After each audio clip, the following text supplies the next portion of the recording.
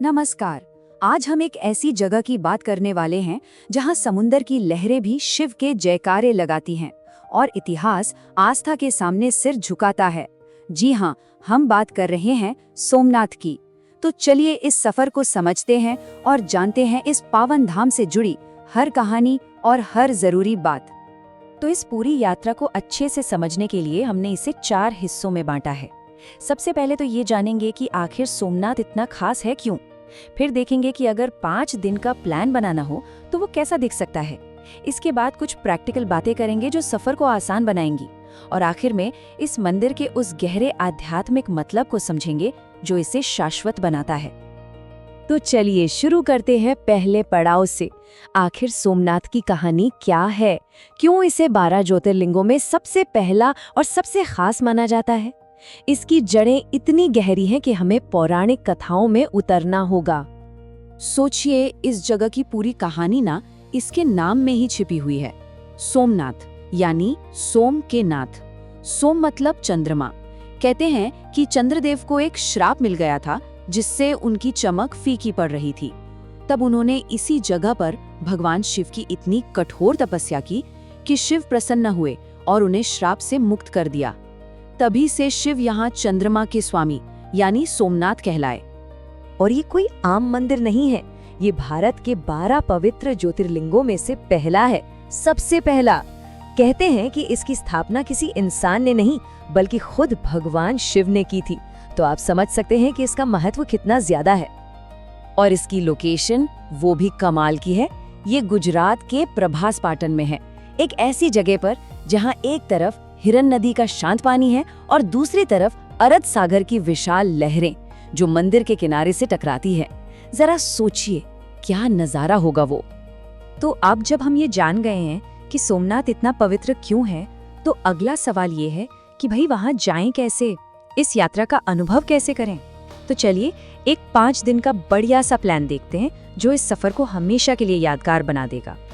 ये जो प्लान है ना, ये एक पूरे सर्किट जैसा है। आप अहमदाबाद से शुरू करते हैं, पहले पहुंचते हैं द्वारका, फिर अपने मेन डेस्टिनेशन सोमनाथ और वहां से थोड़ा नेचर का मजा लेने के लिए सासनगिर और फिर वापस अहमदाबाद।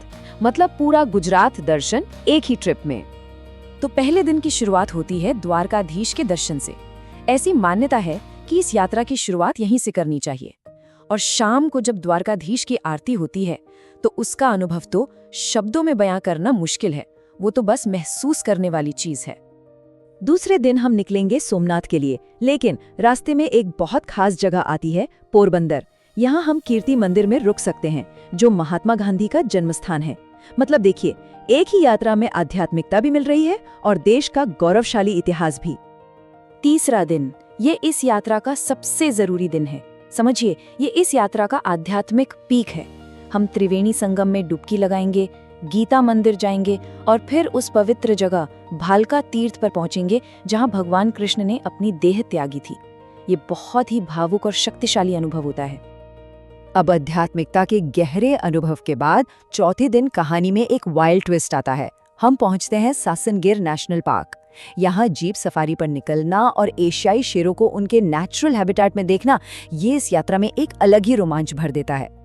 तो चलिए अब कुछ काम की बातें कर लेते हैं। कुछ ऐसी प्रैक्टिकल टिप्स जो इस सफर पर जाने से पहले जानना बहुत जरूरी है ताकि यात्रा एकदम स्मूथ रहे।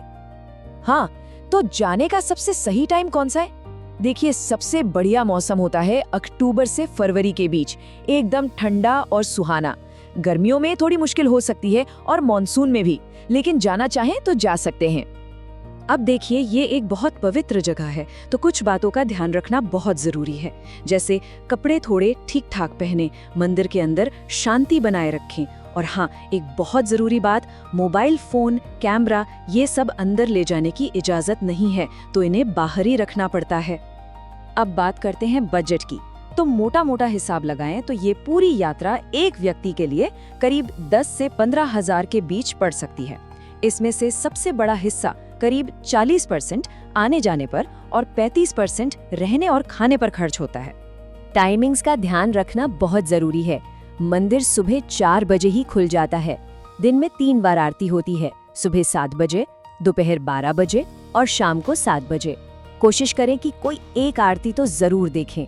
और रात 8 बजे का लाइट एंड साउंड शो, उसे तो बिल्कुल भी मिस मत कीजिएगा। वो इस मंदिर की पूरी कहानी को आंखों के सामने जिंदा कर देता है। तो ये तो हो गई प्लानिंग और प्रैक्टिकल बातें। चलिए अब वापस इस यात्रा की आत्मा में लौटते हैं। समझते हैं कि ये मंदिर सिर्फ एक ढांचा क्यों नहीं है, बल्कि इससे कहीं ज्यादा है। इस ज्योतिर्लिंग के साथ एक बहुत गहरा विश्वास जुड़ा है। कहते हैं कि जो भी सच्चे मन से सोमनाथ के दर्शन कर लेता है, उसके सारे पाप नष्ट हो जाते हैं और उसे मोक्ष का मार्ग मिल जाता है। और शायद यही अटूट विश्वास है जो इस मंदिर को सच में अविनाशी बनाता है। आपको पता है, इतिहास में इस मंदिर को कई बार तोड़ा गया, बार बार इसे नष्ट करने की कोशिश हुई, लेकिन हर बार ये आस्था की ताकत से फिर से खड़ा हो गया, पहले से भी ज्यादा शान से। तो आखिर में ये सवाल मन में जरूर उठता है कि एक मंदिर जिसे बार बार तोड़ा गया, लेकिन वो हर बार फिर से बन गया, तो इसका ये लचीलापन, इसका ये कभी ना हार मानने वाला जज्बा आखिर हमें क्या सिखाता है? ये किस चीज का प्रतीक है? अधिक जानकारी और अमेजिंग टूर पैकेज के लिए विजिट करें www.jullutrip.com। कॉल या व्हाट्सएप भी कर सकते हैं 888-170-5500 पर।